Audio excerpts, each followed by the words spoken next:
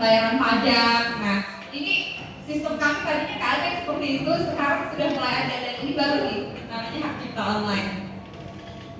Nah, tujuan layanan e-Cipta Online adalah memberikan kemudahan bagi masyarakat yang ingin mendaftarkan pencatatan ciptaan. Jadi saya garis bawahi adalah pencatatan ciptaan. Sifatnya tidak seperti paten karena kami sebetulnya tidak melindungi. Perlindungan itu terjadi ketika karya tersebut terwujud. Buku tadi misalnya 5 tahun yang lalu tapi belum dicatat di kementerian kami, di kantor kami, 5 tahun yang lalu sudah punya ISBN, boleh nggak? Boleh, silahkan dicatat di tempat kami. Ya, sifatnya adalah pencatatan. Direktorat Jenderal KI tidak memberikan perlindungan terhadap hak cipta. Ya, itu jangan sampai salah kaprah. Karena hak cipta itu timbul langsung saat dia terwujud atau terpublikasi. Kami hanya melakukan pencatatan. Nah, ini syarat akses e-Cipta Online itu pengguna aplikasi adalah kementerian dan lembaga, pemerintah daerah, lembaga pendidikan, lembaga penelitian dan pengembangan, Kanwil, Sentra HKI, konsultan HKI, usaha mikro, kecil dan menengah dan institusi lain. Jadi, kalau saya ditanya, boleh nggak perorangan mendaftarkan e-Cipta Online? Boleh. Yang pasti harus mendaftar dulu karena ada syarat-syaratnya supaya boleh memiliki login. Kebetulan UM sudah punya ya Pak ya? Sudah punya loginnya ya. Nanti kita coba. Nah, syarat registrasi itu mengajukan permintaan registrasi. Nah, ini bentuk suratnya. Surat ini bisa di-download.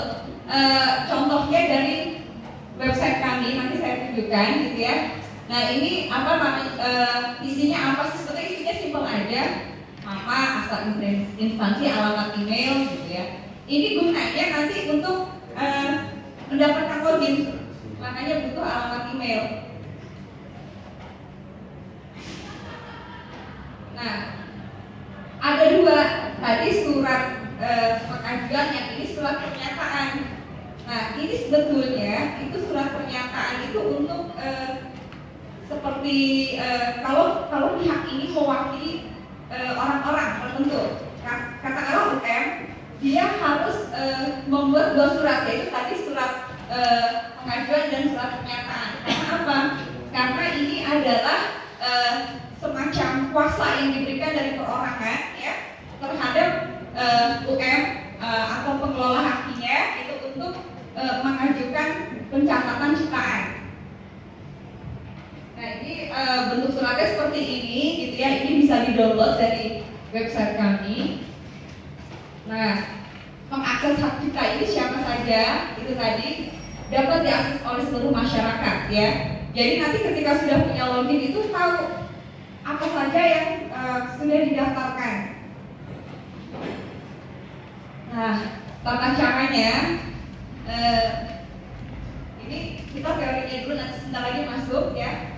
Kita ketik laman www.dgid.go.id, kemudian tekan tombol hak cipta, nanti akan muncul layar seperti ini ya. Setelah itu kemudian kita anggaplah kita kan sudah mendapat login, nanti akan muncul tampilan seperti ini. Selamat datang pada sistem informasi pencatatan ciptaan dan produk terkait secara online. Pendaftaran pencatatan ciptaan siap diajukan. Ini dari pihak UM yang sudah terbiasa melakukan pencatatan ini siapa, Pak? Oh, Bu Retno ya? Oh, gitu. Oh, iya, ya. Nah, kalau misalnya memang mau perorangan itu bisa juga mengajukan ke tempat kami, Pak. Iya, tapi biasanya untuk UKM. Cuma nanti kan akan ditanya gitu ini apa. Tapi kalau dosen ya memang harus terpusat di sini. Iya. Siapa tahu pengen masukin sendiri gitu. Oh ya betul Pak. Pak ya itu yang paling penting. Nah, ini akan muncul beberapa kolom gitu ya. Data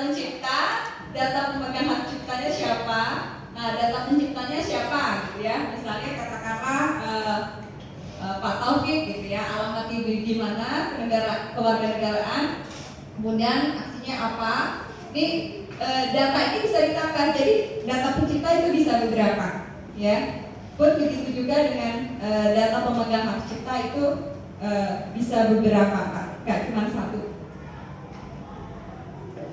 Nah, ini begini, begitu masuk diklik gitu ya, data pencipta.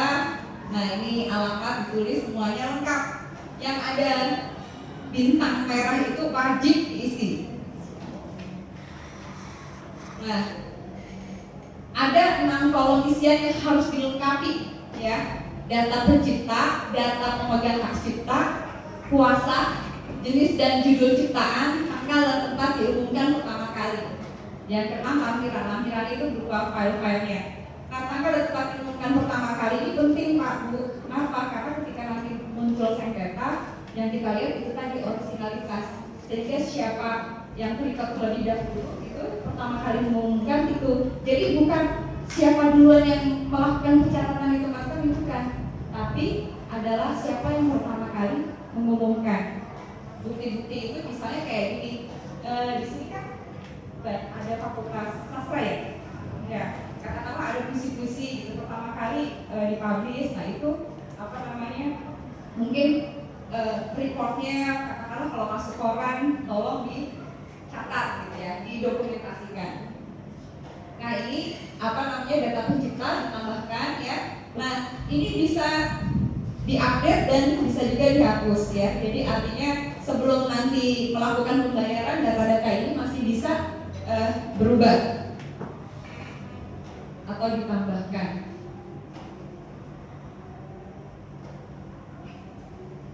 Nah, lakukan verifikasi ulang untuk memastikan bahwa semua data sudah lengkap dan benar. Karena begitu data tersimpan, maka tidak dapat diubah lagi. Jika semua data sudah lengkap dan benar, klik simpan, ya. Akan muncul halaman yang berisi data isian lengkap. Data tersebut sudah tidak dapat diubah oleh pengguna. Ini adalah tahap ketika kita sudah save terakhir dan mau melakukan pembayaran.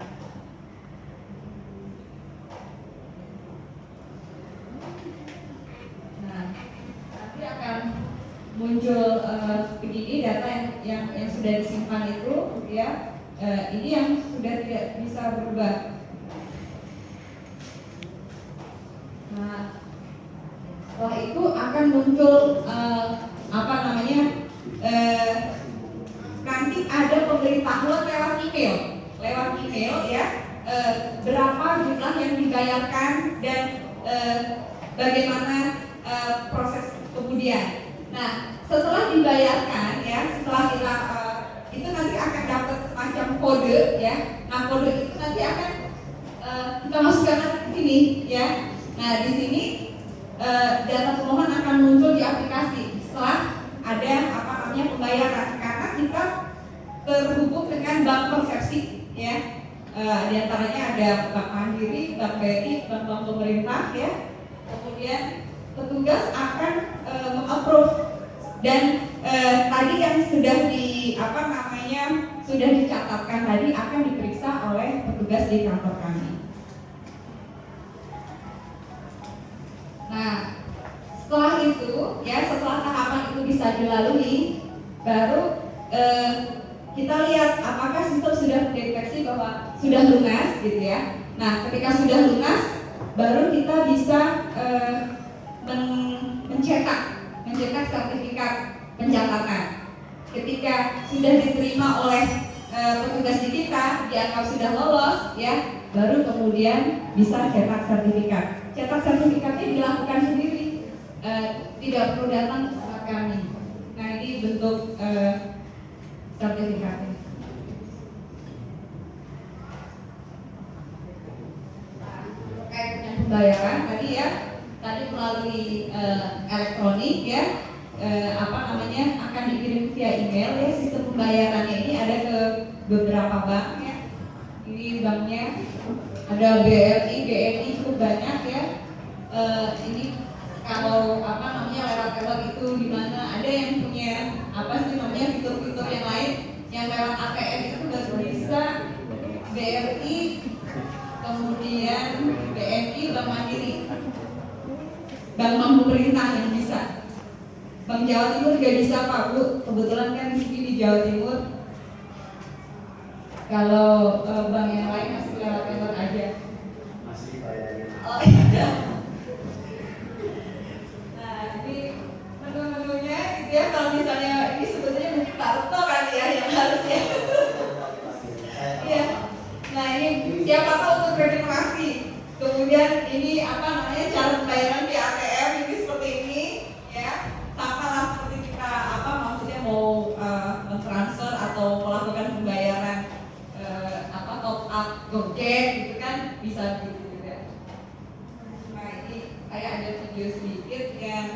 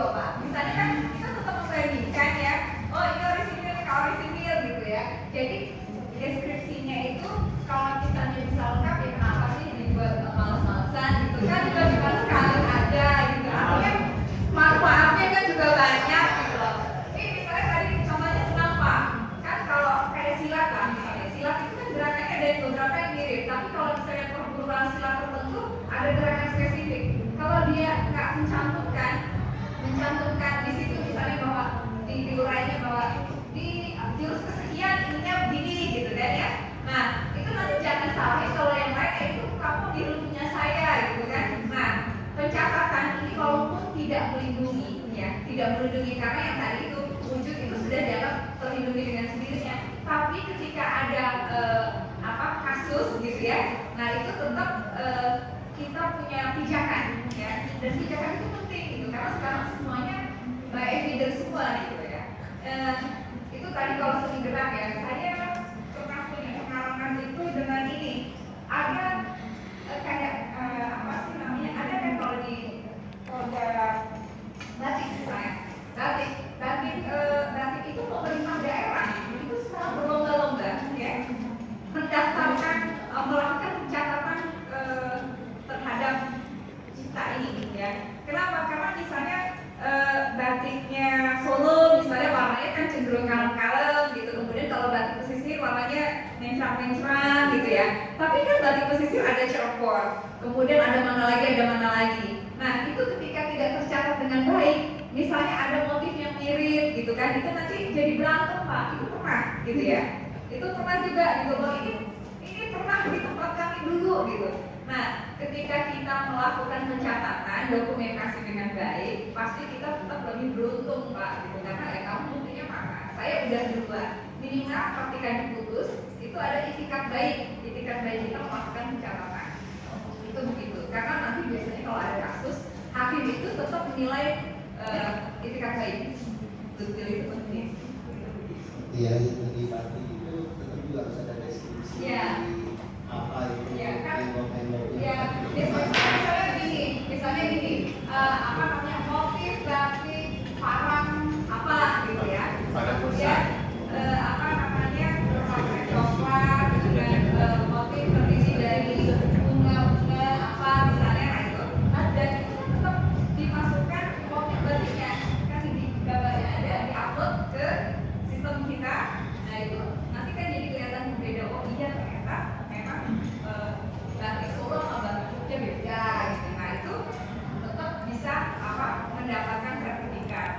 Jadi kemarin itu sempat ada rancu juga, saya sempat berdiskusi sama direktur kita. Direktur kita itu dulunya pemeriksa paten. Nah, jadi saya sempat tanya, loh Bu, kalau misalnya memang pencatatan saja, kenapa kok harus diperiksa? Gitu. Ternyata mereka itu bukan menilai kayak novelty gitu kalau paten, tapi originalitas. Jadi petugas di sana juga berusaha supaya memang yang diupload itu nggak apa ya, nggak melanggar satu sama lain. Dan nanti diperiksa apa? Misalnya gini, misalnya Anda produk Anda ini yang Anda catatkan ini mirip dengan yang begini. Nah itu biasanya